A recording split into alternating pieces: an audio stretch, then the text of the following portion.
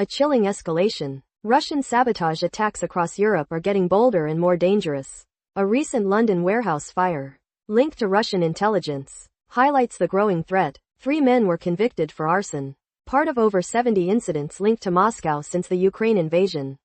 Intelligence officials are worried untrained saboteurs are increasingly setting fires and planting explosives near homes and businesses. The attacks have shifted from vandalism to arson and even attempts at assassination. Russia's reliance on amateur saboteurs, often recruited online for small sums of money, makes these attacks harder to predict and prevent. The risk of serious injury or even death is rising.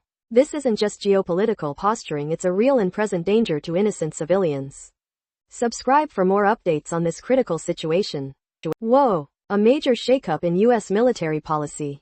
Defense Secretary Hegseth secretly paused weapons shipments to Ukraine, leaving the White House and even Congress completely in the dark. President Trump claims he didn't know about it either, sparking questions about who really called the shots and highlighting some serious communication breakdowns within the administration. This isn't the first time Hegseth's actions caught officials off guard. A similar incident happened earlier this year. The pause was eventually reversed, but not before causing major confusion and concern, both domestically and internationally. The whole situation raises serious questions about transparency and coordination within the current administration. What's your take on this controversial decision? Subscribe for more updates. Massive drone attack. Russia just launched its biggest drone strike yet on Ukraine, unleashing over 700 Shahed drones. This happened as tensions rise, with even Donald Trump expressing disappointment with Putin's actions. Ukraine's air defenses intercepted most, but the sheer scale shows the ongoing conflict's intensity. Zelensky is calling for stronger sanctions on Russia, arguing that only increased pressure will force Putin to negotiate. What's your take on this escalating situation? Subscribe for more updates. Hold up. Did Trump really threaten to bomb Moscow?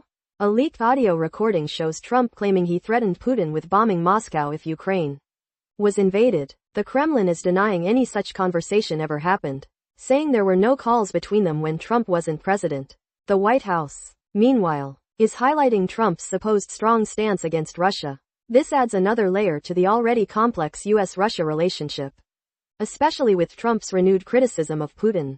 What's your take on this explosive claim? Subscribe for more updates.